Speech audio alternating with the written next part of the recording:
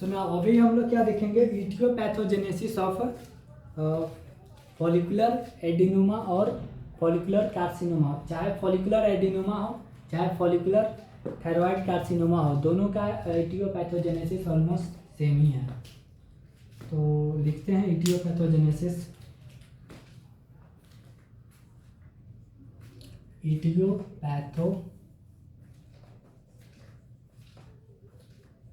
Aetiopathogenesis of follicular adenoma या carcinoma. चलिए देखिए यहाँ पर हुआ क्या कि ये आपका वही वापस से क्यूबॉइडल सेल्स है, क्यूबॉइडल सेल्स के न्यूक्लियस होंगे, न्यूक्लियस में क्रोमोसोम होंगे।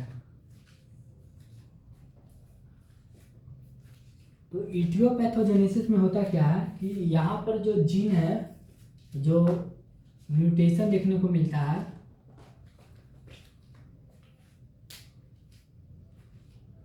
यहाँ पर क्या होता है कि ये क्रोमोसोम नंबर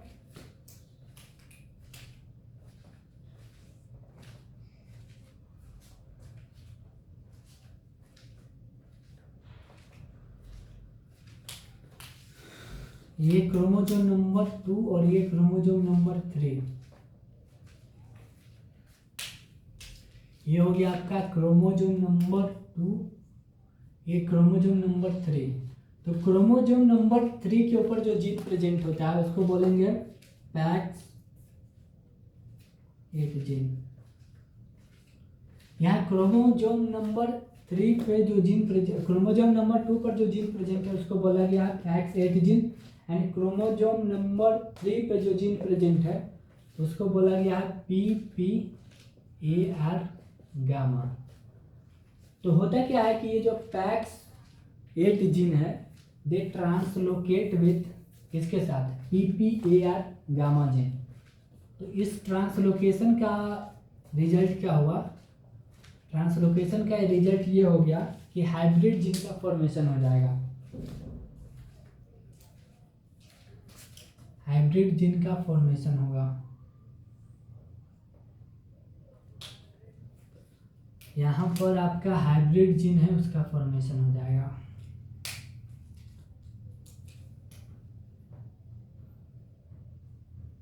ये क्या है, hybrid PAX 8 PPAR gamma gene. तो इस hybrid PAX 8 PPAR gamma gene के फॉर्मेशन की वजह से क्या हो गया, काइमेरिक प्रोटीन बनेगा, काइमेरिक प्रोटीन बनेगा। अगेन ये काइमेरिक प्रोटीन क्या करेगा, increase the activity of tyrosine kinase. तो टायरोसिन काइनेज है उसका एक्टिविटी इंक्रीज हो जाएगा, और टायरोसिन काइनेज की एक्टिविटी इंक्रीज होने की वजह से क्या हो जाएगा, एक्सेसिव सेल डिवीजन होगा,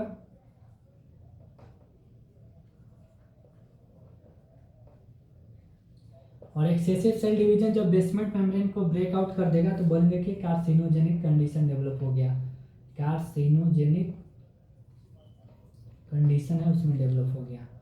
तो पहला फैक्टर तो ये हो गया कि जो पैक्स 8 जीन है उसमें मतलब ट्रांसलोकेशन हो गया, PACS 8 gene and PPAR gamma gene है उसमें ट्रांसलोकेशन होता है। ओके, तो अगेन हुआ क्या कि ये आपका हो गया क्यूबॉइडल सेल्स। क्यूबॉइडल सेल्स में क्या है, क्रोमोसोम प्रेजेंट है, chromosome number 2 and chromosome number 3। Chromosome number 2 पर क्या है, पैक्स 8 जीन है, क्रोमोसोम नंबर 3 पर क्या है, PPAR गामा जीन है। तो हुआ क्या कि पैक्स 8 जीन ट्रांसलोकेट करके क्रोमोसोम नंबर 3 के जो PPAR गामा जीन है उसके साथ ब्लेंडिंग या मिक्सिंग करता है। मिक्सिंग करने के बाद hybrid PAX 8 PPAR gamma gene का फॉर्मेशन होता है। ये जीन है, gene undergoes transcription and translation to form protein. तो कैमेरिक प्रोटीन बना है, this chimeric protein increase the tyrosine kinase activity, और टायरोसिन काइनेज एक्टिविटी की वजह से एक्सेसिव सेल डिवीजन होगा, that leads to carcinogenic condition. तो एक कंडीशन तो ये हो गया कि ट्रांस पैक्स8 और PPAR गामा जीन है उसमें ट्रांसलोकेशन की वजह से होता है।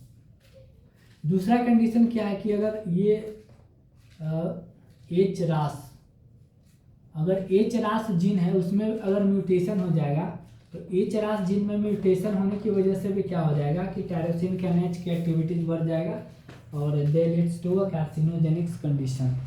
तो ये इटियोपैथोजेनेसिस था किसका, फॉलिकुलर थायराइड कार्सिनोमा का।